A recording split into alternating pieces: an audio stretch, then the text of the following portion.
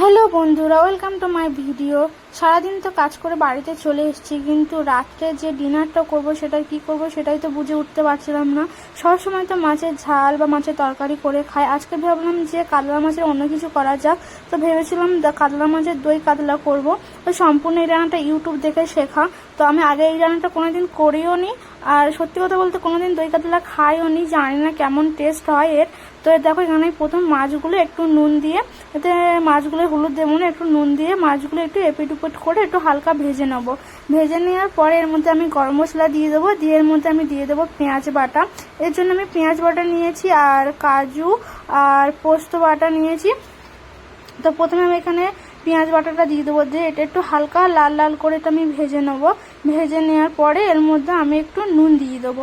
যেহেতু এই রান্নাটা আমি কোনোদিনই ভাবিনি, তো মনের ভিতরে একটু ভয় কাজ করছিল যে কেমন হবে, জানি না খেতে পারবো কি না। তো দেখো এখানে আমি নুন দিয়ে দিয়েছি, নুনটা দিয়ে এখানে আমি আদা বাটাও দিয়ে দেবো। এখানে দেখো আমি লঙ্কার গুঁড়ো দিয়ে দিয়েছি, আর দেখো এখানে আমি আদা রসুন বাটাও দিয়ে দিয়েছি। দিয়ে আমি না মশলাটা ভালো করে কষিয়ে নেবো, একদম তেল ছাড়বে সেরকমভাবে কষিয়ে নেবো। দেখো এখানে তেল ছেড়ে গেছে। তো এখানে আমি যে কাজু আর পোস্ত বাটাটা রেখেছিলাম ওটাও দিয়ে দেবো। তার আগে আমি এখানে একটু জিরে গুঁড়ো ধনে গুঁড়ো দিয়ে দিয়েছি, দিয়ে ভালো করে একটু কষে নেবো। নেওয়ার পরে আমি পেস্টটা দিয়ে দেবো। পেস্টটা দেওয়ার পরে আরও একটু ভালো করে কষিয়ে নেবো। কষিয়ে নেওয়ার পরে তারপরে দিয়ে দেবো টক দই। তো এখানে দেখো আমি পেস্টটা দিয়ে দিয়েছি, দিয়ে এটা ভালো করে কষিয়ে নেবো যতক্ষণ এটা তেল ছাড়ে। তো দেখো এখানে আমি কষছি। তো যেহেতু এটা আমি প্রথমবার করছি না, একটা ভয় লাগছিলো যে কেমন হবে খেতে পারবো কি না, এত কষ্ট করে করছি এতগুলো জিনিস দিয়ে কেমন হবে। কিন্তু এই তরকারিটা এত সুন্দর হয়েছে যে আমি মানে কি বলবো, বলে বোঝাতে পারবো না, এত সুন্দর হয়েছে টেস্টটা। যেহেতু আমি কোনোদিন খাইনি, তো আমার না খুব ভালো লেগেছে, আর আমার বরেরও খুব ভালো লেগেছে। আমার বর যেহেতু রান্নার কাজ করে, যখন গ্রামে ছিল তো রান্নার কাজ করে, ও বলছে যে রান্নার কাজে আমি গিয়ে এরকম কোনোদিন এত সুন্দর দই কাতলা খাইনি, খুব সুন্দর হয়েছে। তো আমার তো শুনে খুব ভালো লেগেছে না, যে আমি যেটা করেছি এটা খুব সুন্দর হয়েছে, ভালো হয়েছে, খেতে পেরেছি।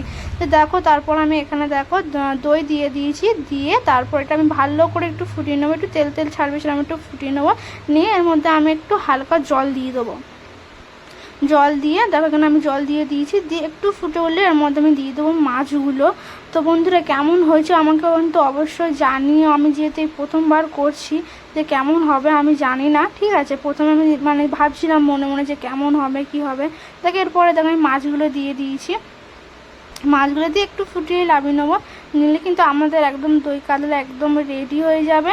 তো বন্ধুরা দেখো কেমন হয়েছে, মাছগুলো আমি আগেই মানে ভেজে তুলে নিয়েছিলাম, দিয়ে দিয়েছি। তো এদিকে আমার দই কাতলা একদম রেডি। ভালো লাগলে লাইক